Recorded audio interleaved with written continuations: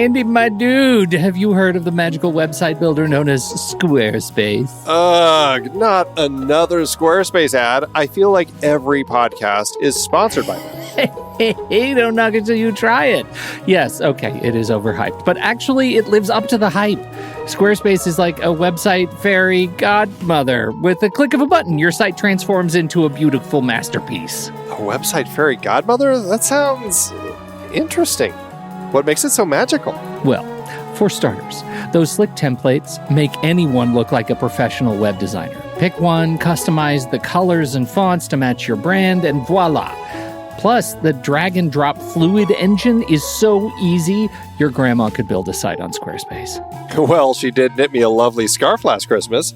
Maybe website design is next. Exactly. And when you're ready to sell your Nana's handmade scarves online, Squarespace has built-in e-commerce. Add a store with one click. Get flexible payment options. Then watch those sales roll in. And when she wants to teach others her steezy scarf skills, Squarespace's new courses feature is just the ticket. Nana can set up her curriculum and enrollments and payments in a snap and become the next e-knitting influencer. Oh, wow, you really sold me with the grandma angle. Sign me up for that free trial. Just go to thenextreel.com/Squarespace and transform your site into a beautiful Squarespace masterpiece. Well, thanks, Pete. Even though it's overhyped, Squarespace actually sounds perfect for Nana's site's needs. Appreciate the warning on the ads, though. I'll brace myself next time I listen to a podcast. Anytime. Let me know if you need any help getting that site up and running.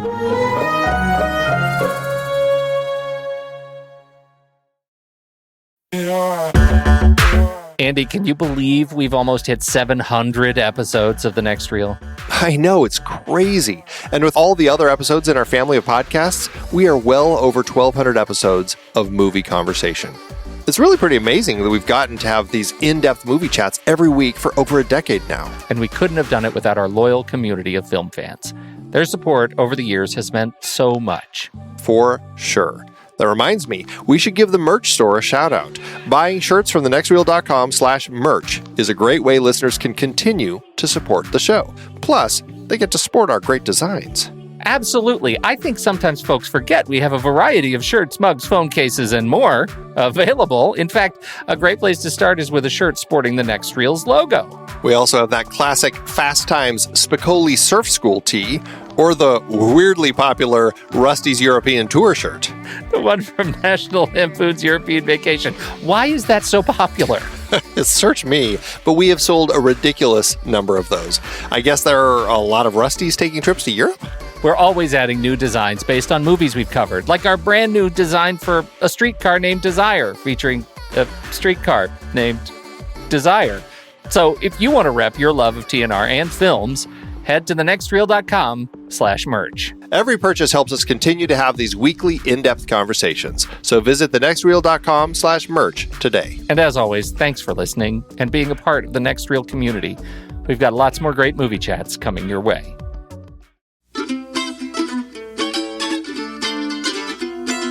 This is The Next Reel, everybody. I'm Pete Wright, and that there is Andy Nelson. This is my voice. And we spoil movies. Tonight is the show. That should not have struck me as funny as it did. Well done. Tonight on the show, we're continuing our series of trans movies with Duncan Tucker's 2005 film TransAmerica. Before we get into that, you should learn more about us at thenextreel.com. Subscribe to the show in your favorite podcast app or join us on YouTube and follow us on Twitter and Facebook at The Next Reel. And if you've ever struggled to find the voice you want to use, then you are more than welcome to try your hand at The Next Reel's Instagram, #Guess the Movie Challenge. And since Games Master Stephen Smart is busy working on his master's degree as a peyote shaman, I'm here to report the winner. The movie was 1955's To Catch a Thief, directed by Alfred Hitchcock and starring Cary Grant and Grace Kelly. The winner was Ad Fegfi, who figured it out on Image 3. Congrats! And we got a Blot spot, friend of the show, Ben Lott, wrote in with his rebound on, what did we talk about last week? Priscilla, The Adventures Queen of the Desert. Priscilla. Yes. Yeah. What a charming film. The characters are so well established, and each one has their own moments to shine. My favorite aspect of this film is how it constantly defied all cliché when it came to gay or transgender characterizations. It was unfortunate that the movie did fall into cliché with Cynthia. And the genius of The Son Who Is Too Good to Be True was that it turns a mirror on any prejudices in the viewer and forces people to ask why they have problems with something this young boy can accept so readily. Your rank 67, my rank 91. According to him, it had some tough matchups. Otherwise, it might have ended up a little higher. That Cynthia thing has aged even poorly for me, more poorly for me over the last week. Yeah, it really is just, it's such a great film to have that moment. It just really pains me. I mean, I'm sure they could have found another way to get Bill Hunter's character to join them. Yeah, that was it. All right. Andy, it's time. Let's do trailers.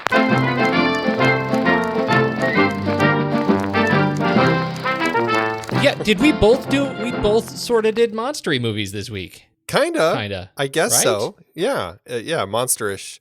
Different takes on monster movies, I guess. Yeah. I'm excited. I didn't even know yours was coming. I had never heard of it. I hadn't either. It was one of those trailers that I watched a trailer and it was on the side of YouTube as another, check one of these out. Yeah, right. I was like, oh, what's this trailer? And I looked at it.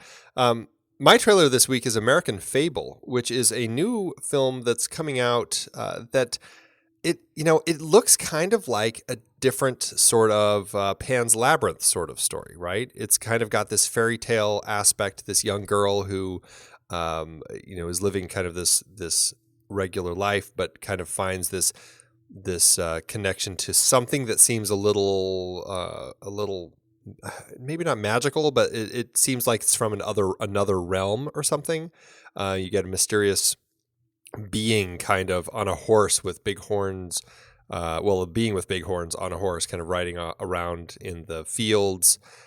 Clearly there's some family trouble. You're kind of trying to figure out exactly what's going on. Are these two worlds connected? Somehow her brother seems tied into it. So I don't really get a good sense of what the movie is watching the trailer, but I find it really interesting to look at. And if it holds up even remotely with Pan's Labyrinth, then I think it's going to be a really interesting watch. Pan's Labyrinth wasn't one of my favorite films, but I did find it incredibly compelling to watch. And, this may just fall into that too, where I may not fall in love with it, but it could be just a visual feast, a really interesting thing to watch. What do you think of this one? You know what? I thought it looked really good, and it gave me that same feeling that the trailer for Monster Calls gave me. Right? It was that sense of there is something really foreboding about this story that I feel like I've seen before, and I thought it looked great. And at the end of the trailer, when she looks at herself in the mirror, and man, she has horns. That was so cool. That was a great moment in that trailer. What a wonderful little twist at the end. So I thought it was a well-cut trailer. It was had a great sense of kind of pacing, and I was really connected with it. I thought it was great. It's directed by Anne Hamilton, who really has a pretty small filmography. I mean, really just a couple shorts, and then this is kind of the first feature for her. And so I'm curious to see exactly how this one ends up getting received. This one, just to I'll read the IMDb plot summary, so at least you get a sense of what this is. When 11-year-old Jitty discovers that her beloved father is hiding a wealthy man in her family's silo in order to save their struggling farm, she is forced to choose between saving the man's life or protecting her family from the consequences of their actions. American Fable is a fairy tale thriller set in the 80s rural Midwest about a courageous girl living in a dark, sometimes magical world. So it looks interesting. It looks very interesting. I like it. Yeah. When's it come out? This one is going to be, it's playing at some festivals, and it's going to have a I think it's going to be a limited release mid-February, February 17th right now, and that's it. Nowhere else. I think it's going to be good. My trailer is kind of keeping on the weird train is Colossal. This is a new film written and directed by Nacho Vigalondo.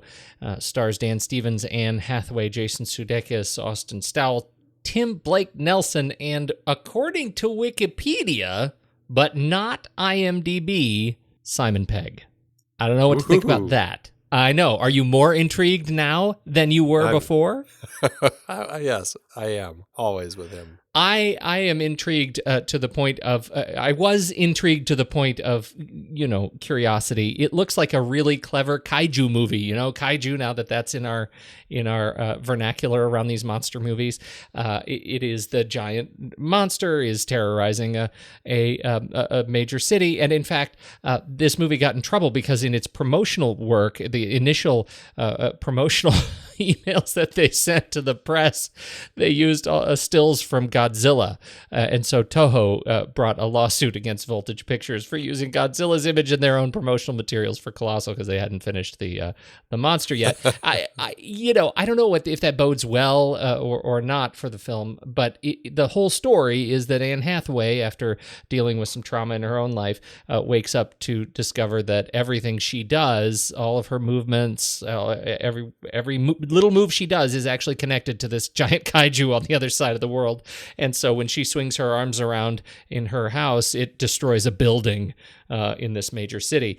I think that is so clever and a clever little twist, and it nearly explains every other giant monster movie I've ever seen. Like I now want to see who Godzilla was actually attached to in the first Godzilla movie, right?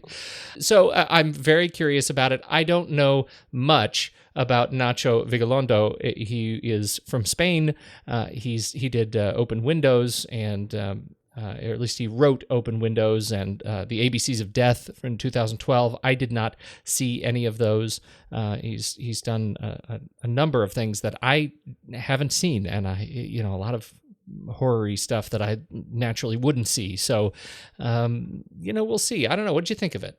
Well, Time Crimes is the big one that I know that he did. And Time Crimes, it's one of those time travel movies that's been on my list forever because I've heard nothing but great things about it. That's where the guy goes back in time accidentally and goes back an hour or something. And then it's such a small thing, but it just creates all sorts of crazy consequences. And it's supposed to be just a really great time travel movie. And then, of course, yeah, like you said, ABCs of Death, he did the segment A is for Apocalypse. And he's done a lot of those sorts of things. I have I don't know, I don't have a good sense of him as a director, but this trailer looks really fun. And I do also love the idea. And it's one of those things where it kind of hinges on the premise. And if the premise ends up working in the film, it could end up being a really fun film. If you can't buy into the premise, it might just fall apart. But I really want to give it a try because I kind of love it. So totally, right? I want the premise to redefine movies in this genre for me. That's what I want. I am so rooting for that. That it will be disappointing if it doesn't. It opened at the Toronto International Film Festival in September of last year. It hit the San Sebastian Film Festival in Spain, Fantastic Fest in September. So you may have seen it in late 2016. We won't get a wide release. Actually, as we record this, it just opened a few days ago at Sundance. It will not open wide for us until April 7th, 2017. So we got a little ways to wait. Unless you're in Russia. February 23rd, it opens in Russia. So get in line, our Russian friends, comrades. There you go. They're big kaiju fans, apparently. You know what I hear? I hear that kaiju is big in Russia. It's Chernobyl. That's what did it. It is Chernobyl. That's right. Andy, my dog book was in that car. Bree was ready to change her looks. Medical procedures to date. The usual electrolysis, 3 years of hormone therapy, and a facial feminization surgery. And ready to change her life. After my operation, I will be a woman. But the one thing no one can change is the past. I got a phone call last night. It claimed to be Stanley's son. No third person. My son. Me, Toby Wilkins. Jesus the Reformer? That's one of these churches that sends missionaries out. No. I'm from the Church of the Potential Father. TransAmerica, Andy, 2005 film written and directed by Duncan Tucker. Stars Felicity Huffman, stars Kevin Zegers, Elizabeth Pena, Graham Greene, Fionnula Flanagan, Burt Young, Carrie Preston, and Rainer Shine, among other talented folks. This is the story of a pre-surgery transgender man and she's going to become a woman, but it's a ticking clock. She's going to have her surgery on Friday.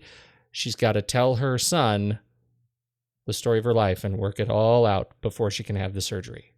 I had never seen this movie. It's another transgender road movie.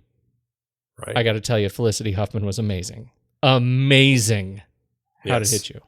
Yeah, I mean, Felicity Huffman is, I don't want to say that she's the reason to see this film, but if you're not interested in seeing this film, you should watch it just to see Felicity Huffman in just really is a career-defining role. I mean, she's just so amazing in her performance here. And this is a film that for me, I mean, I may have some issues with the film, but I think for me, what I really like about this film is it gave me a better sense of transgenders and just kind of the loneliness of their world and kind of the difficulty with everything and connecting with things. And I really like all of that, and so I really enjoy it. I love the characters, and I have a great time with this film. I do too. There is a fairly significant challenge that I have with the film, but it's isolated, right? It's an isolated section of the film that I really struggle with and brings kind of the whole thing down. I also think that without Felicity Huffman, you said, I don't want to say that this is the only reason. I actually do want to say this is the reason to see this film, because if you take Felicity Huffman's performance out of this film, it's just another road movie. For me, right? There's nothing in here that necessarily surprises me, that necessarily shocks me, that I learn necessarily. Without her, it's pretty much plays by the rule book of road movies, and I guess I would be entertained. I'm stunningly entertained by her. You know what, Andy? In so many ways, this reminded me of Marion Cotillard in La Vie en Rose, and my feeling about that film was very similar. That without her performance in this film, it doesn't shine quite so brightly, and it's a little bit more pedestrian, and I sort of felt that way here. The other performances, with the exception of Toby Ziegler, that's not his name. That's the name of the chief of staff there in the West Wing, Kevin Zegers. With the exception of Kevin Zegers as her son, I think, who was also fantastic, everything else felt sort of flat to me. So I absolutely agree with you, and I think her performance really allows you to at least allows me to sort of open the book on the transgender experience in a way that I have never really come in touch with. I feel educated as a result of watching her transformation in this film, and I haven't felt that way in a long time. Felt like something has made that much of an impact on me and the way I perceive culture. That was a pretty big awakening for me. Well, and I think the strength is, yes, we're getting a lot of really interesting things about the world of being a transgender, about this character who Stanley, who wants to, or is in process of becoming a woman, because he was born and always identified as a woman. And so we get that story. We're kind of in media res, essentially, right? I mean, he's in the process of this transformation. He's already a she, just has to get this final surgery. But what I think the real strength is that there's so much more going on here. It's not just showing us how lonely it can be to be a transgender person. This is just about a person who has kind of insulated herself in this life because she's kind of closed herself off to the world for reasons that I'm sure are related to being trans, but also just other reasons. I mean, she clearly just has issues and has a hard time identifying. And what I love about this is this really becomes this character story where we get to just really understand this human and how she goes through life and the difficulties she has in connecting with parts of her past. And I found that really interesting, and the nature of choices that she makes over the course of the story that end up just kind of affecting and influencing the way that things change over the course of the story. I really think that's one of the reasons that Brie ends up becoming such an amazing character to watch, aside from the fact that Felicity brings an incredible performance to it. Yeah, I'll absolutely agree with you on all of those points. And I think, in fact, the curiosity of her her mental condition, right? Her relationship with her therapist, there are a number of roads that part in this film, and you're never quite sure. I don't think you can ever really trust what you're getting on screen, right? She's going through this transformation, but she has other issues, around her ability to be social in the world, and so up until the surgery, I'm left being so curious about whether or not really, they plant the seed of whether or not she's really resolved, or this is just another thing that she's going to change her mind about later, and so you're left thinking, wow, she maybe is just a damaged person.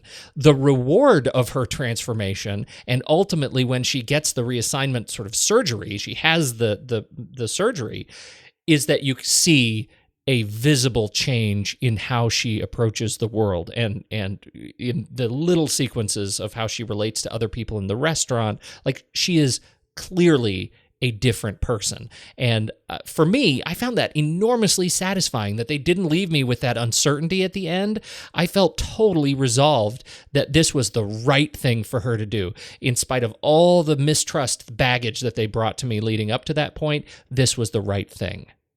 I thought a really interesting and very subtle piece of storytelling that Duncan used to do that. At the beginning of the film, when she's working, you see her working at this little kind of hole-in-the-wall Mexican restaurant.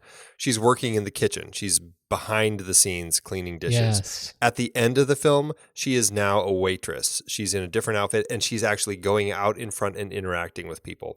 To me, and learning Spanish. That said everything. Yeah, it said so much in just that little tiny, the pairing of those two scenes. Really, I think that was really smart storytelling.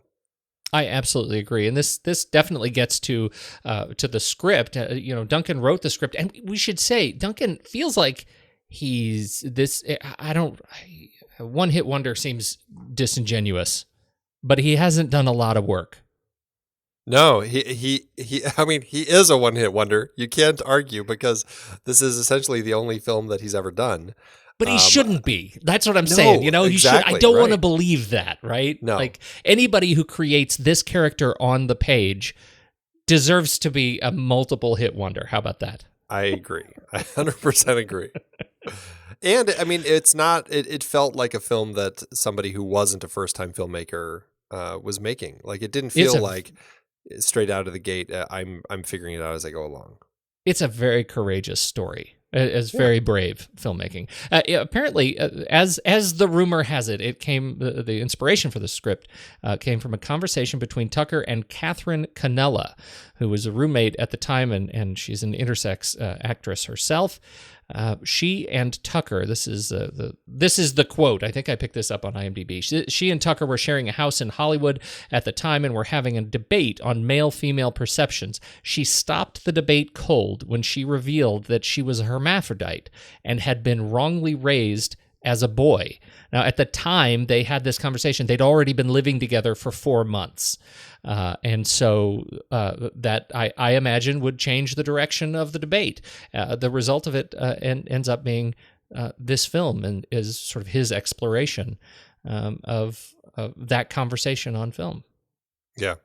It is very interesting to kind of see how the story kind of came, and Duncan talked about how he was as a kid, he was always somebody who loved stories about journeys. And aside from the journey that Brie has, the internal journey she has to kind of find herself and move through this journey she has to take internally, it's a road movie. And like you already said, and he said, he loved stories like Lord of the Rings. And so he always kind of saw this as Lord of the Rings tranny style, with Frodo in a dress, is kind of how he described it. Which is so funny, especially given, the speech, Toby's speech in the film about how gay Lord of the Rings is. That is a riot. I know it. He totally bites off is. his finger. Gollum bites off his finger. Gay. So gay, right? That totally Anyway, sounds sorry. like a conversation that some idiot teenagers would have, doesn't it? Totally. But isn't that so great? Because there are, and we'll talk about his performance in a bit, but in terms of his son, of her son, that conversation is just yet another sort of milepost on the road to questioning the son's identity, right? And that he is also going on this sort of journey. And I thought that was really adept scripting. I mean, the script, this is kind of, we talked about kind of the road movie tropes last time. I mean, we have some of those here. We've got, they've got the stop with the family. You've got tag-alongs, that run-ins with strangers. The car doesn't break down, but it does get stolen. There are a lot of those sorts of things. And so it does have that same sort of road movie pacing that we end up with, where it's very sequential. You go from this little bit to this little bit to this little bit. And I think some of them work better than others in this particular film, but on the whole, I thought that it worked pretty well for the most part. And I think really it's just because our two characters carry us through so well, and it's an interesting road trip. But you know what's interesting also about the road trip, and in terms of lists that Andy makes. Last week was the road trip tropes list. This week it was the world of transgender list, and I think that's a really astute point. Can you walk through the list of things that we explore that we didn't get to explore last week? Well, and we didn't even explore this, but Bree talks about this, like all the surgeries that she has had up to this point, all the different therapies and everything. So far, she's done electrolysis, 3 years of hormone therapy, facial feminization surgery, a brow lift, forehead reduction, jaw recontouring, a tracheal shave, and of course, then the premise of this is she's waiting for her vaginoplasty. So, I mean, that's a lot of work that a person puts themselves through to just find themselves. It's I think that says a lot about the nature of what transgender people end up having to go through just to feel comfortable in their own bodies. I mean, we only got a tiny touch of that in Priscilla when we have Bernadette taking her hormone pills for breakfast. Right. And here I think they set us up with this the sort of weight of the world that sits in identity with Bree, right, and all the stuff she has to go through, and then they send us to this party where it's the trans party in Dallas, where we get to see they're all singing, and they're having snacks, and they're all in different sort of places in their lives, and one of the trans men turns around and says, we walk among you, and that to me was a really sort of profound punchline to the end of the Bree story and the weight of her identity and the what she goes through to achieve who she is. That what they struggle to do is just fit in, and all of this work is so that they can walk among you, and feel comfortable in their own skin. Right. I thought it was a really powerful kind of thread. It really is, and I think that builds to the final moments of the script when we have just that quiet moment of Bree and Toby just sitting down and enjoying a beer together. Yeah, I think that's what it builds to, right? Of just being comfortable where you can just be yourself and be in a situation. In this particular case now, just being a family. Understand that was not what the studio was intending? Yeah, you know how studios are. Once you start getting people involved, with financing and everything, they felt the ending was just not mainstream enough. And the fact that Toby runs off and Bree doesn't chase after him, but she just like selfishly goes and gets her surgery and gets herself taken care of. They felt that was just too independent, too not mainstream, and they really wanted Duncan to rework the ending so that she did chase after him or something, or he came back to her. Which he does, but I mean, in that particular moment, find a way to kind of resolve it there so that then we could have a much happier ending. And, it felt completely disingenuous. And so Duncan really fought against that and kept it the way that he did. And I think this is the way that it needed to end. I think that that would have felt false for Brie to give up the surgery after waiting this long. Equally rewarding is that Toby ended up in porn. And I don't mean that. I almost don't mean that as a joke, right? Like that is, he had said, I'm going to go out to L.A. and I'm a career-minded guy. I'm going to have a career and I'm going to get into the movies. And only later do we realize he's actually talking all along about getting into porn. And then he does. He runs off and he gets into porn. So when he comes to see her, he's like essentially promoting his next film. I find that fantastic. Like that is such a twist. Like it really could have been a rescue movie where she goes out to rescue him and puts off the thing. Cut to a year later, eventually she gets a surgery and he is an upstanding college student, and it could have ended up as a happy I think a happy Hollywood ending. I would not. I absolutely would not have been satisfied with that. No, this is the ending. Even if it's like, it's kind of frustrating to see him just falling into the world that he was in. But yeah. I don't think that was what the story was about, right? It wasn't about her rescuing him. It was about her connecting with him and finding that mother-son / father-son bond and creating a relationship. And just, accepting that part of Stanley's life while she is now Brie and stepping into now kind of a mother role. And you've got that great bit at the end when she's talking to Toby, and she's kind of letting him smoke in the house. She's letting him, she's not saying anything about the porn and everything, but don't you dare put your shoes on my coffee table, young man. I thought that was great. It's like, this is exactly like she's not turning away from that mother role. And, she even helps him open his beer at the end, which is so cute. So we mentioned that this guy is a one-hit wonder. I mean, where do we know where he is? Is he in New York? Is that, he's something of a photographer now. He's got a book out, but we have no idea what he's doing, right? It looks like he's, taking photos and doing exhibits in New York.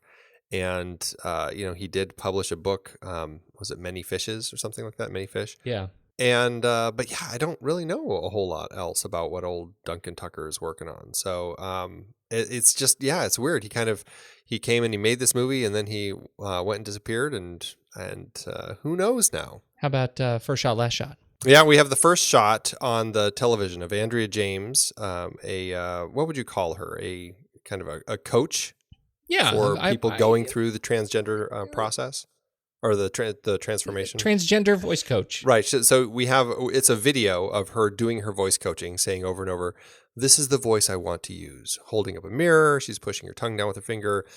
Really kind of practicing the tone, trying to find the voice, right? That's how we open the film. And the last shot, Toby has returned to Brie in L.A., and as we've already mentioned, they're sitting on the couch.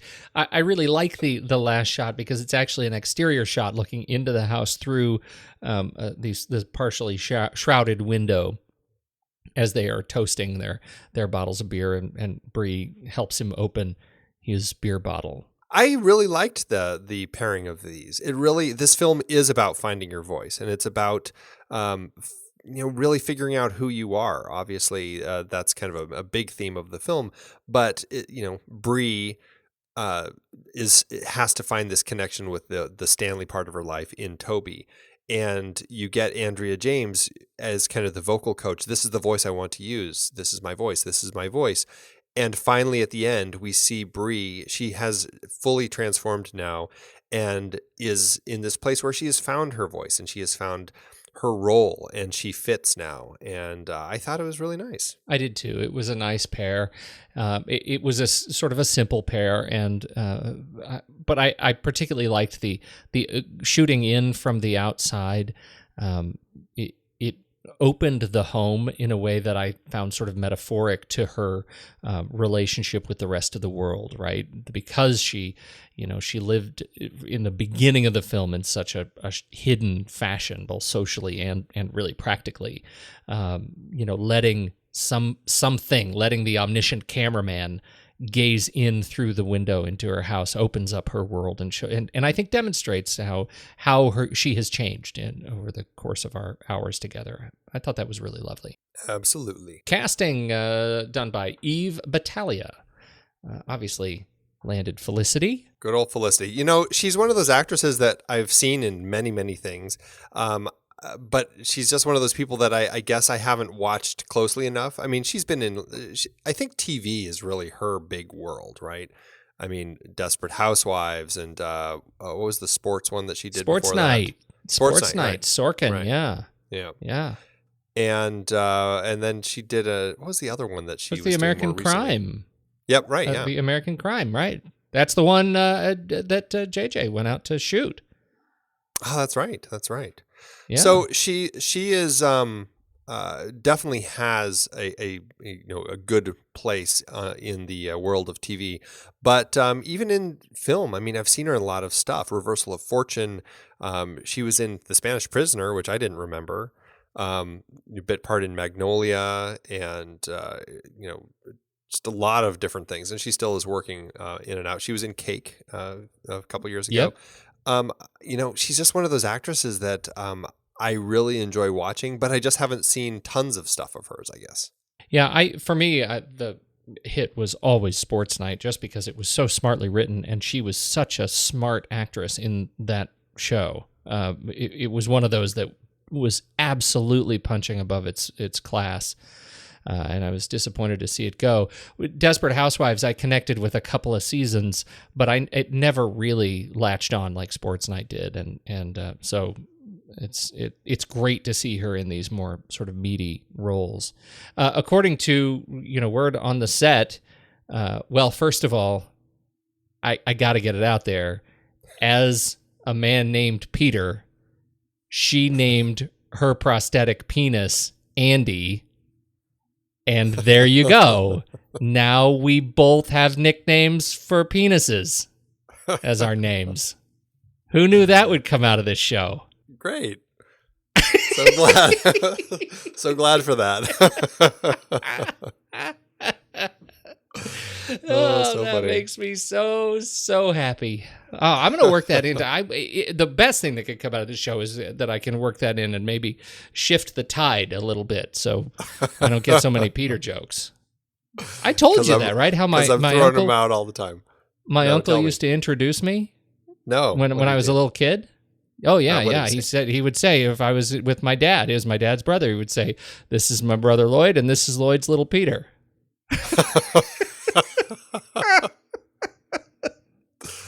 He's a real charmer. Oh my god. Oh man. Anyway, so word is she stayed in character all day. That voice was hard to come by, and once she found it each day, she couldn't drop it, or she'd reportedly lose it. And so she was in that character. That voice was amazing. Did you find that? yeah. So it was disarmingly good. That's, I think, a huge part of her transformation. I mean, she said she took 30 to 45 minutes each morning just to warm her voice up to get to that that lower octave. I mean, she was dropping, I think, a couple octaves is what they were saying. And to the point where, aside from that and just all the other transformations she was making with the makeup and the wig and the clothes and everything, when they were showing this at Tribeca to Harvey Weinstein, who knows, he's hangs out with Felicity and Bill Macy. He didn't even recognize Felicity for like the first 20 or 30 minutes until it finally it's just like, oh man, like it hit him that was her.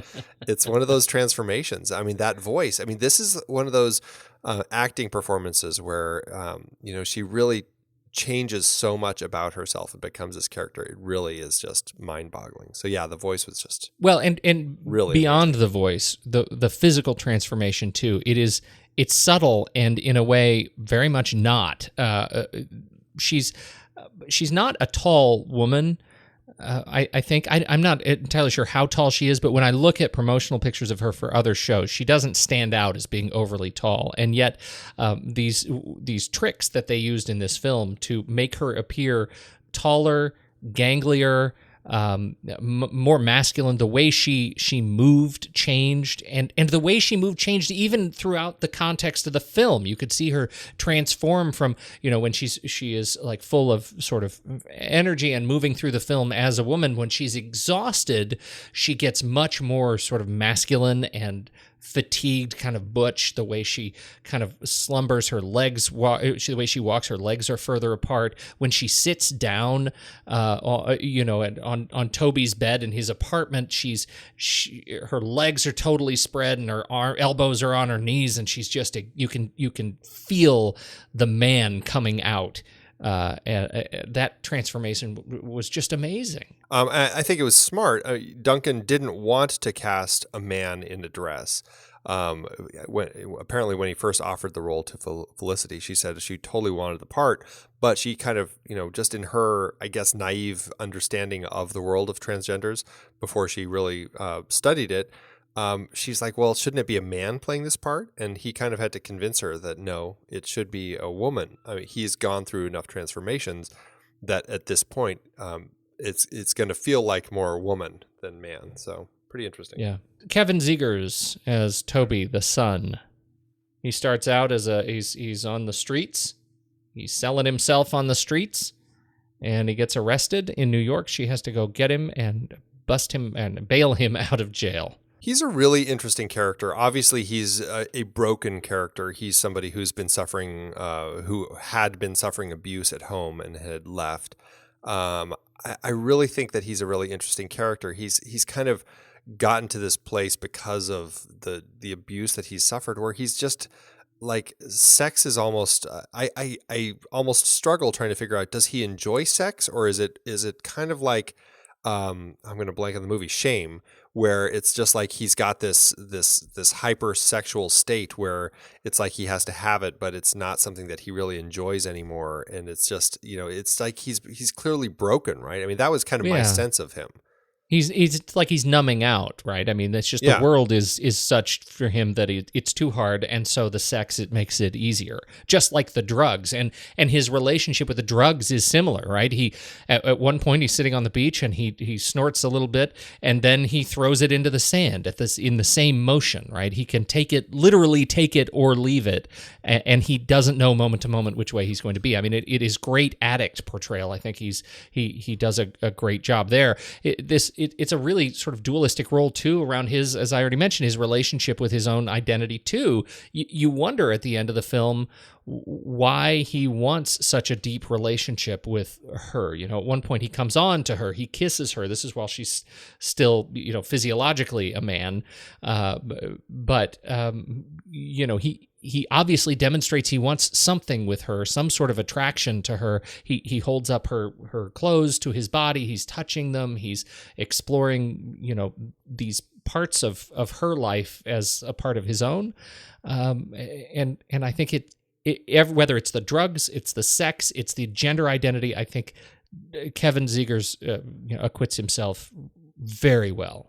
Yeah, a really fascinating performance, and I love that you just don't get simple answers. And I think that's the strength of really for both of these characters. There are no simple answers, and like you already brought up, you don't get just a simple happy ending where it's all written in a way where he's completely cured of all of this, and now he's a upstanding college student. I mean, it's done really well. No simple answers. There are no answers. You know what? I don't think the film ever makes a promise that we're going to get an answer, and certainly doesn't deliver it in his character. Elizabeth Pena is Margaret the psychologist. She's a utility player. I like her. She is, but we like her. We like good old Elizabeth Pena. She's one of those actresses who I've just always liked, and she's just not in enough. I mean, she was in Jacob's Ladder. I loved her in that. She's just so great. She's in The Incredibles. I always forget that. So Mirage. I'd love for her to be in more, but yes, exactly. But I mean, she's a nice character in this particular film. She has a nice function. It's not a huge part though, like you said. Graham Greene is another not a huge part. His is a more interesting character for me because he plays the straight tough guy who falls for the trans character, right? And is this something we should look for as a trope in these movies? It is interesting. I don't know.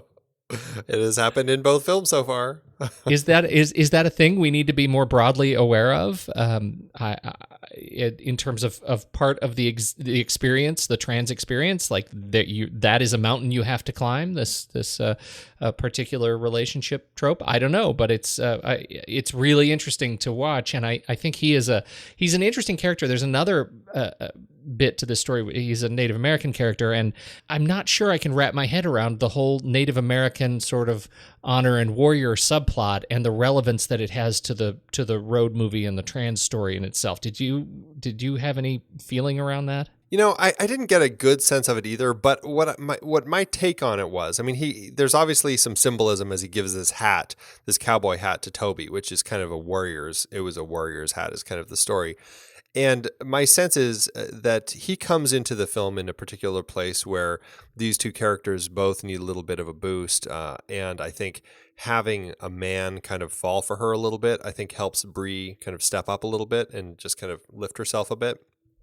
Likewise, I think that there are some interesting conversations between Calvin and Toby about, when Toby's trying to warn him about Bree, how she's not giving him all the information about her and all that stuff. And he kind of explains it in a way that I think is really just smart, where it's like, hey, I've got secrets too. We all have our secrets. And, if she ever wants to tell me, then she'll tell me. And that's just the way it is.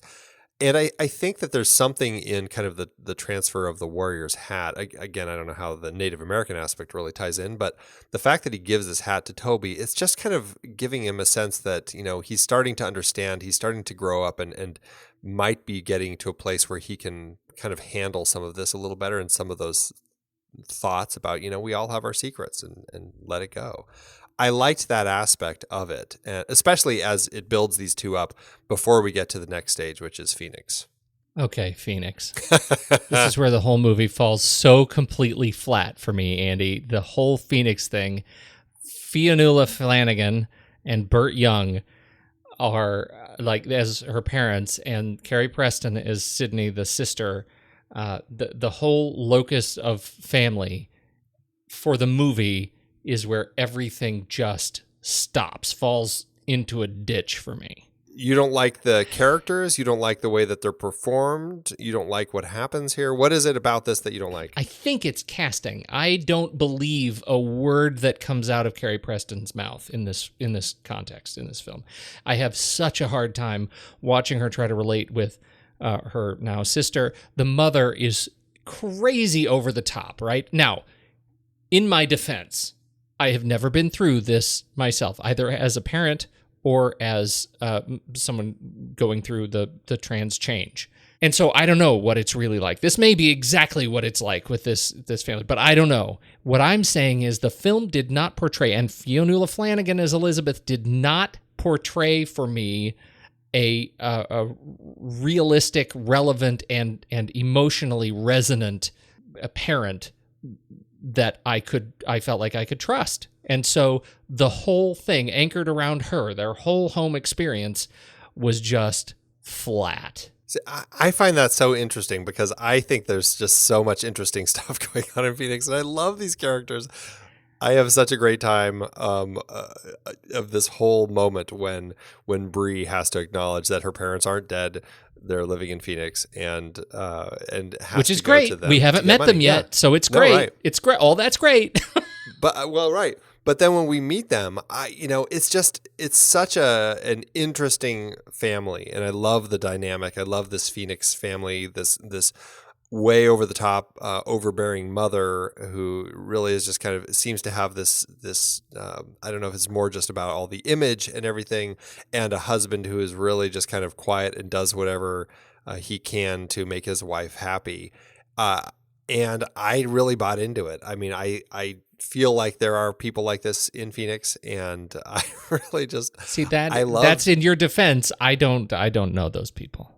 Yeah, I've seen those people. I have worked with these people, and I think that it's very realistic. I mean, I really enjoyed the characters, and I enjoyed. I think that they went big. I mean, there is a lot of comedy in this film. It is kind of a road trip comedy to a certain extent, and I don't know. I just loved them. I thought they were great. It is on this path we diverge. Burt Young as Murray, the dad. Paulie, I thought he was fine. Rocky is really the only movie I can think of him in now, with the exception of this one, even though he has had a robust career. He was so defined by that role of Paulie in Rocky that it's hard not to see him as Paulie in this movie. As kind of he's a little bit broken, and I think he portrays that character well. So I found him fine. I did not find I think Fionnula Flanagan, she was just too over the top, and the sister was in a similar space over the top. I just don't feel like, I think the sequences were written well. Like I get the beats that they needed to get through in this house in Phoenix. I totally get it. I just didn't buy those characters or those performances, and they dragged everything else down for me. It was tough to get out of. And that is a challenge, because if you don't buy into that, I mean, this is a really critical part of the story when the truth is revealed about Bree being Toby's father, now / mother, and that this is actually his grandparents and aunt. I mean, there's a lot of stuff that you do get out of this scene. And if you aren't buying into it, that does become quite a problem. So, I mean, I can understand your frustration, certainly. Again, I don't have the problem with these people. I really love these characters, and I just love this family dynamic. I think it's just so funny. And there are just so many funny moments and funny lines and everything all through it and it works for me. But I mean, yeah, I feel for you, because if it's something that you're not connecting with and you're not connecting with the characters, this is a really critical part of the story for it to fall apart. Well, and that is what gives, going back to my opening comment, right? I mean, that's what makes this film sort of a challenge for me, because if you get rid of Felicity Huffman, and I already don't like the Phoenix bit, there's nothing really left in this movie besides driving in a green, family truckster, right? And anybody can drive the family truckster, and so it's just another road movie, and that's why I go back to the anchor performances is so important, because everything else is a little bit flat. Except Graham Greene. Graham Greene, right. Graham Greene. Let's talk about production. This was executive produced by William H. Macy, and he's obviously married to Felicity Huffman, and was a pretty passionate advocate for this film. Yeah, he wasn't actually on as an executive producer. My understanding was that Felicity was on as the actress, and Bill just hung out quite a bit on set and actually talked to Duncan quite a bit. And Duncan was always, every time he had a chance, was always grilling Bill about, hey, how would I talk to actors about something like this? What would an actor expect for this? And got a lot of great advice from him. And it came to a point after he screened it for the two of them at their house, where Bill said, well, what can I do for you? I'd love to help you kind of get this out into the world. And he was just like, hey, I would love to have you as an executive producer on it. And that's really what helped it, I think, get it out into Tribeca, and obviously getting into the hands of Harvey and Bob Weinstein and that screening. And that's how it really ended up getting its distribution. So it's those little moments, and you make a good film, and you impress Bill Macy with how you can direct his wife, and there you go. You're getting deals with the Weinsteins. Stephen Kazmierski is on as cinematographer on this film. Anything of note? How well do you feel like he captured the landscape? I thought it looked fine as a road movie. I think everything looked pretty good. My understanding was that they shot it with Super 16, which is just it's probably just a smaller camera, easier to use. It just gives you a nice look of the color and everything, the film stock. And my understanding is that most of this film was actually done handheld. I think that they, between Duncan and his cinematographer, kind of felt that it's not like wild and crazy, the sort of handheld stuff we've seen before, but this is just very steady. He's just kind of standing almost like his own tripod, just kind of holding the camera. But it just gives it a sense of a little stronger sense of presence, I guess. Well, it's very documentarian. Yeah. It sort of adds a different sort of visual vernacular to the film, and I noticed it in particular when they picked up the peyote shaman, and they were skinny dipping, and she was sitting on the rocks, and there's this as they're wandering around, taking their clothes off, and then running out into the parking lot after the car. There is this real sense of more sort of urgency and to your point, presence. That I think is good and adds to the film. I didn't find it a distraction at all. It certainly wasn't shaky cam jiggly monkey. No, definitely not. It was very fitting handheld. So I definitely liked that. Hair and makeup end up being pretty important. Absolutely, really just helping with this further transformation. And I mean, for me, the key is is Jason Hayes and Gerard Kelly, the two wig makers, who really did an amazing job designing this wig for Felicity. That, I mean, my understanding is they got a couple human hair wigs, and then they plucked out like 40% of the hairs to really kind of create this flat look that really kind of felt like a middle-aged man who had grown his hair out, and it really looked perfect. It really looked the part. So I really, kudos to them, and also to Lynn Campbell and Heidi Kulo, the others in the hair makeup team, to really kind of help Felicity really get this transformation to become a man in transformation to become a woman. That's quite the a makeup, challenge. yeah, totally. The makeup to that point too is fantastic because it's not fantastic. You can see her struggling sort of sequence to sequence. Sometimes she gets it right. Sometimes she doesn't quite get it right. Her lipstick is always kind of off. You can tell that she's learning about how to do these things. And, one of the points that came up in some of the trans support that was lent to the film is that, when you have somebody who makes this change kind of all at once, they go shopping and buy all their clothes and all their makeup all at once, all at the same time in these huge shopping sprees, because you have to get a whole new wardrobe and all new makeup.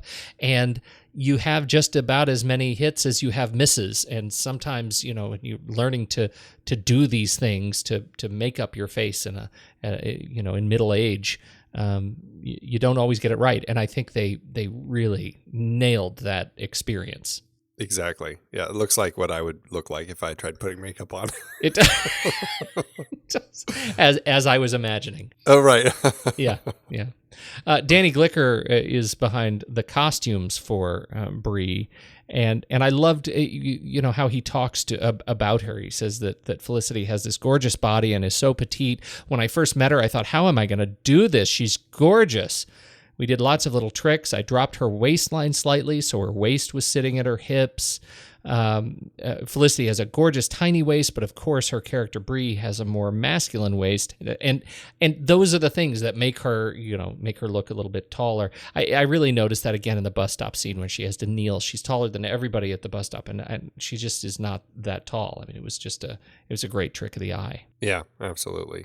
It's filmed in your neighborhood. Some of it was, yeah. They filmed L.A., New York, and Arizona, which is where Duncan Tucker happens to be from. In fact, this was such a low-budget film that when they were filming at Bree's family's house in Phoenix, it was actually Duncan's mom's house. And the clothing in the closet was primarily all of his mother's clothes. And so when they were up in Prescott, which is just north of Phoenix, they were filming at a ranch up there at Calvin's place, and that's I guess a friend of theirs, and their horses and everything. His brother's truck is what Calvin was driving, and in Prescott they were filming at the lake, which is it's a beautiful, beautiful area called the Granite Dells, and it's this lake with just all these rocks just kind of jutting out in really interesting ways all over, and it's one of my favorite places in the state. It's really just kind of a cool place, so it's exciting to see it popping up here, even though I think. I feel like in the film they're talking about it being in New Mexico at that point still. So liars. I tell you, I know. Music, Andy, your favorite. David Mansfield's behind the music. Is this one you listen to all the time? I have the soundtrack. I haven't listened to it a ton, but I mean, David Mansfield, he's a composer who has been around for a while. I mean, he's he was composing stuff back like Heaven's Gate, 1980. Yeah, right. Was his kickoff. And then, working with good old Harold Ramis with Club Paradise. And he's one of those composers that you don't hear of very often. I mean, he's done quite a bit of stuff, but not a lot of stuff that really stands out. And again, here, I mean, I think the music works in context of the film. But for me, this is really about the songs. I think that they just found a great blend of songs to kind of fill this movie with from beginning to end. And it's interesting. It starts kind of with, there's some African songs that have an African vibe at the beginning when we're hanging out with Bree at her place. And you see pictures of kind of African tribes people and stuff like that on the wall. And then as she kind of starts this road trip, it really turns into a lot of these great Americana and country tunes and stuff. And it's just, it's such an interesting style of music to choose for something like this. It's not the songs that you're getting in Priscilla, and I love that about this movie. Absolutely. It's grounded. Yes. Yeah, the songs are great, but they're very much grounded in the humanity of the place. And so much of what was so successful about the music in Priscilla is that it was not grounded. It was that contrast that makes it work. And in here, it's in fact the way these things compromise, the music and the space compromise with one another. I think it works really well. And Dolly. Ah, yes. Closing credits on Dolly. And that's a fun little story too, because Duncan was just like, "Oh, it'd be great if we could get Dolly Parton to sing a song for this." And he asked her, and it was just one of those things. Like he told her about the story and sent her the cut, and she's like, "Oh, this is great. I'd love to do a song for you." And they just happened to have perfect timing for like 1 hour to meet and talk about it. And she's just like, and she was on tour, and she's just like, "Well, tell you what, I can make a detour on my tour for 1 day, and I can go down to my studio down in Tennessee, and I can have a day or a couple days to record a song, and you're welcome to come." And so like within a week, she had kind of written this song, and he went down and they hashed through it, and they recorded this song, and then she went back on the tour and everything, and here it is, and now she ended up getting an Oscar nomination for this song. And speaking of awards, this film certainly was looked at a lot. Oh, definitely. Like I said, Dolly did get an Oscar nomination for her song Traveling Through. This was the year, though. It was hard to beat It's Hard Out Here for a Pimp from the movie Hustle and Flow. So because truth. I mean, it is hard out here for a pimp, yeah. Absolutely. So yes, that is the song that won. Felicity Huffman did get an Oscar nomination for her performance, but she was robbed. Reese Witherspoon won the Oscar that year for Walk the Line. Now, I like Walk the Line. I like Reese Witherspoon in Walk the Line. I completely agree with William H. Macy that Felicity was robbed. I mean, this was not the year that Reese needed her Oscar. If anything, nope. Give it to her for Wild. But this is totally the year that Felicity should have won an Oscar. Absolutely could not agree more. This is one we will look back on in pain decades to come. I mean, here's who she was nominated against, other than Reese Witherspoon, who won. Judi Dench in Mrs. Henderson Presents. I didn't see that one. I heard she was good. Charlize Theron in North Country, and Keira Knightley in Pride and Prejudice. I mean, she's great. That's a brilliant film. I love Pride and Prejudice. But this is the sort of performance that you win an Oscar for, folks. I mean, this is just a truly transformational role. But yes, it did win a number of other awards. It won Independent Spirit Awards. Felicity won for that, and Duncan won for Best Screenplay or Best First Screenplay. At the Berlin International Film Festival, it won an award. At the Deauville Film Festival, the GLAAD Media Awards, it won for Outstanding Film. The Golden Globes, Felicity won for Best Actress in a Drama. National Board of Review, Felicity won. Dolly Parton won for her song at the Phoenix Film Critics Society Awards. So kudos to Phoenix. Of all places. Recognizing, exactly. And Felicity won a Satellite Award and a Tribeca Film Festival Best Actress, and then Kevin Zegers won a Male Revelation Award at the Cannes Film Festival. So, I mean, that's just the awards that it won. I mean, there's tons of others that it was nominated for. This was a very well recognized film because like you said at the beginning, Duncan kind of took a risk and made a strong story with interesting characters. Yeah, totally. We mentioned the trans support on this film to help Felicity and to help sort of frame the context of the film. That came from Calpurnia Adams and Andrea James through their company Deep Stealth Productions. I'm not entirely sure what Deep Stealth Productions is doing now. It seems like they've pivoted from this kind of consulting thing, and they're doing, I mean, I know both of these women are writing a lot. They are very active in the trans community and very vocal and opinionated, and are even just a few years ago were totally embroiled in another media controversy. You search for either of their names and you will see that they are embroiled in controversy and certainly outspoken. But it's worth noting that it's these two women that helped to shape Felicity's performance here. Calpurnia Adams is in the party in Dallas. She's the owner of the house, and Andrea James is the voice coach that we see in the first shot. And so we get them both in this film, in addition to their role as consultants. Interesting. Very interesting. That is interesting. How'd it do in the box office? Well, TransAmerica cost a cool $1 million to make. Definitely an indie movie made for the passion of the story. The Weinstein Company ended up getting the distribution rights at Tribeca, and they released the movie for an Oscar-qualifying run in New York and L.A. on December 2nd, 2005.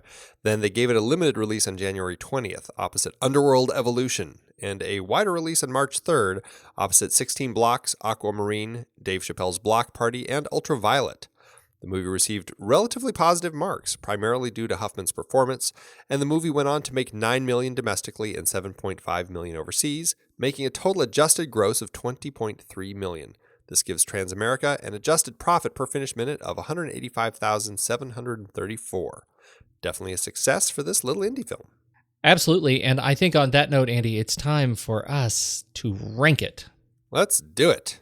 Head over to flickchart.com. Actually, you can just swipe up on your podcast player of choice, and you'll see the links in our show notes for Flickchart, and tap on it. You should tap on it. You can add this film to your account and see how it ranks. It stacks up to our ranking. Let's do this. What's first? First, this is just a random thought, but do you think that the TransAmerica company...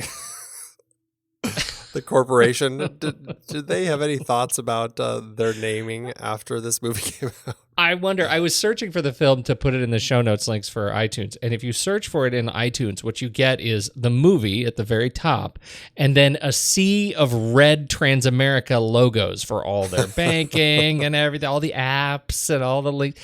Yeah, it's pretty funny that this is associated quite so deeply. It's I never would have associated the transgender world with TransAmerica until this movie came out. And now that's all I can associate. That's all you think about. Yep. Oh, so funny. All right. Well, anyway, back to Flickchart. First up, we have TransAmerica or Joe versus the Volcano. Oh, right out of the gate, man. Wow. That's a tough one. I have to go with Joe.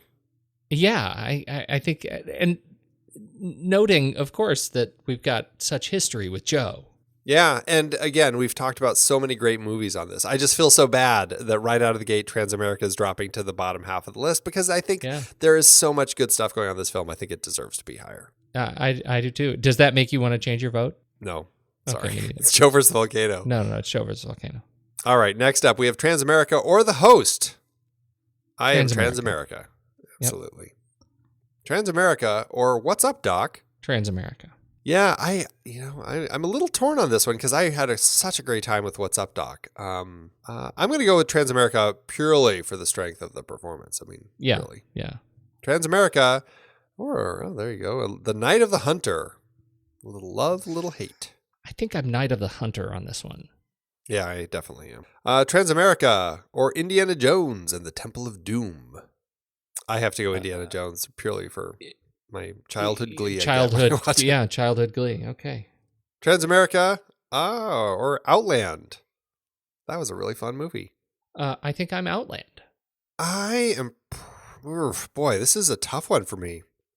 I really enjoyed Outland. Having never seen it before, that became a really welcome addition in my sci-fi collection. I really just enjoyed that film so much. But Transamerica, just really great characters. I think I'm going to give it to Outland, though. Yes, you are. Yeah. I'm not going to lie to you. I knew you were going to come around. All right, Transamerica or Infernal Affairs? I'm Infernal Affairs. This is hard. We've had a lot of really challenging choices here. Wow. I'm going to do Transamerica, though, on this one. Okay. It's a tough choice for me, but I'm going to pick Transamerica. Okay. You know what? Okay. You can have it. I don't even want to fight about it. Okay. Transamerica or baseball, Ray? Field of Dreams. Transamerica, please. Field of Dreams for me, baby. You chicken. All right, you ready? All right, here we go. Oh, I'm ready. All right. 1, 2, 3. Rock. Paper. Oh. That's okay. Yeah. All right, well, that 'Cause I lands won. Transamerica. Lands Transamerica at 175 on our flick chart. I think that's a pretty, I wish it was higher because of that Joe vs. Volcano entrance that we had for the battle. But you know what? I'm still okay with it. It's surrounded by a lot of movies that I love, so I feel like it's in a good spot on our chart still. I could not agree more. And I, too, am lamenting the Joe block. But, you know, you got to fight the fight that's in front of you, Andy. That's all you can do, man. That's all you can do. It's all you can do. It's all you can do. So there we are. Where does this stand on your Letterboxd? You know, this is one I feel like I'm torn if I'm giving it a high review or just being nice or what. But I feel like I'm giving it 4 stars. And I think that might be a 3.5 with a half star of Andy Love. Yeah, I was going to tell you. I could have predicted that. I thought you were going to give it the 4.5. Oh, wow. I was pretty sure it wasn't a 5-star movie. I thought the half star would be at the up above 4.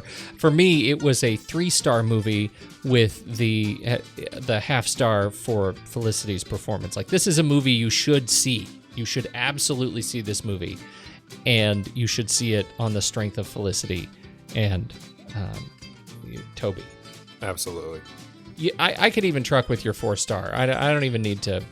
I don't need to do the math. It's a fine film, and I'm okay leaving it right there.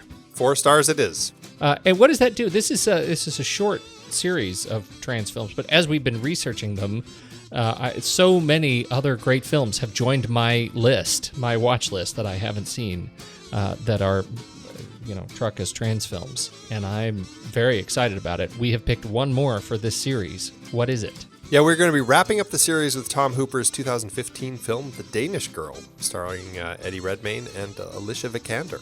Alicia V. Yeah. This Eddie R. This was her Oscar role here. Yeah. Yeah. She plays. It's tough duty. Oof. I'm excited for you to see this one. Yeah, you me haven't too. seen this one yet. I've watched it now in prep for the show. Oh, good. I will say nothing. My lips are sealed.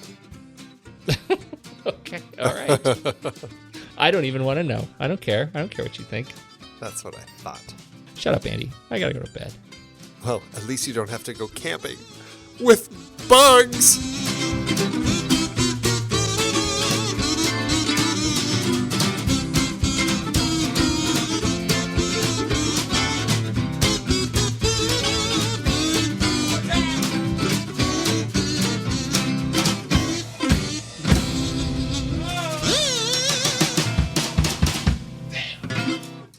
Amazon giveth, Andy. As Amazon always doeth. I'm going to start out with a middle of the road review. All Do you right. mind? Go Do you mind for if I it. break ranks and go 3 stars? Do it. This is 3 stars. Could not relate from March 8th, 2013.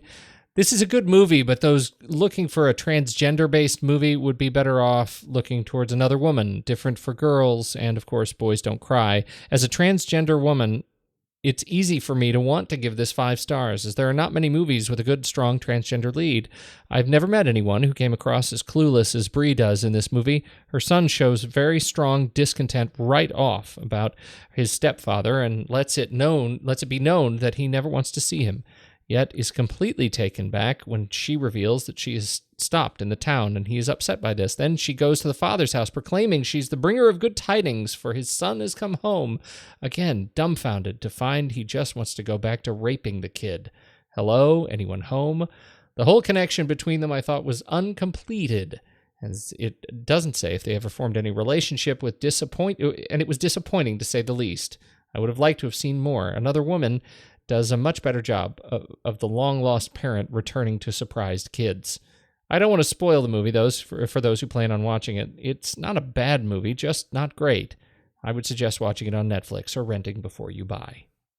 So it's one of those interesting perspectives, Andy. It's this perspective that I don't necessarily have. I don't necessarily agree with it, but it's been a long time since I've seen Boys Don't Cry, and I haven't seen the other two that she references. So yeah, and it's just one of those things. It's a perspective thing, and clearly they're taking different baggage into the film and looking at it different ways. Because I don't even really think I saw it. Some of the things that they're bringing up in the way that they think it happened. So yeah, I got a 1 star by Movie Watcher, who says this was the worst in a long time.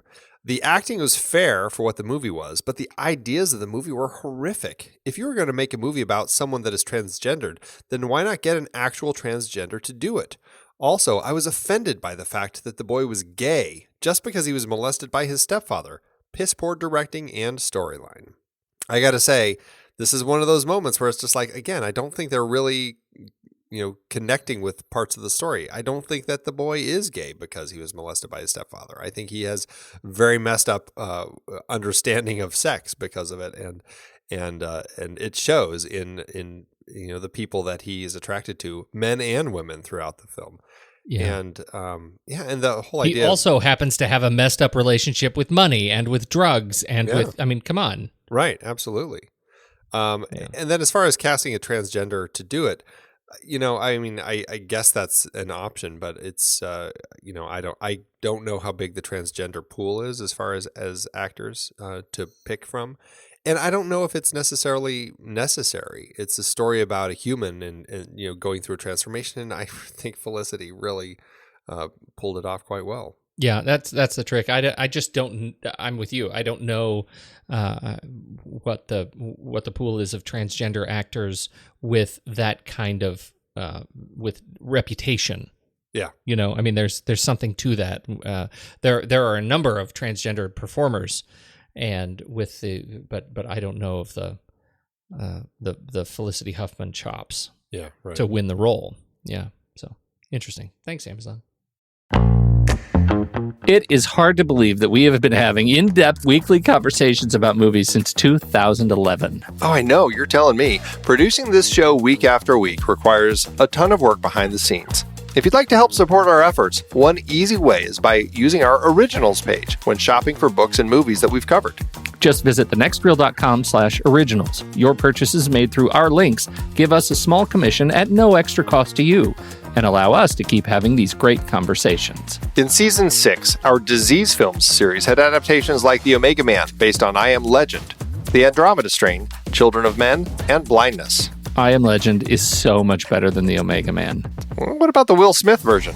Don't get me started. For our This Is Real Life Jack series, we talked Black Hawk Down and Seabiscuit, some great true stories based on fantastic books. And we had more listeners' choices like The Fly, The Emigrants, and Scott Pilgrim vs. the World. You just did a series on The Fly on the Sitting in the Dark podcast. Did you read the original material? Wasn't watching every Fly movie enough? Our Big Betty Davis series featured adaptations like The Little Foxes, Now Voyager, All About Eve, and Whatever Happened to Baby Jane. Are you calling Betty Davis big? Only in personality and force. She is a force to be reckoned with. We talked about the entire The Godfather trilogy, of course. Iconic page to screen, even if it is just the one Mario Puzo book. I wonder if Coppola will ever make The Sicilian. We also had some Zhang Yimou adaptations with Judo and Raise the Red Lantern. Absolutely gorgeous movies. And don't forget the Hughes Brothers series with From Hell, based on the graphic novel. Brilliant material. Kelly Reichardt gave us Wendy and Lucy and Certain Women, adapted from short stories. Plus more Hayao Miyazaki as we tackled Howl's Moving Castle. Find all these books and more at thenextreel.com/originals. Every purchase supports the show. Get the full list of adapted films that we've covered at thenextreel.com/originals and start your next read today.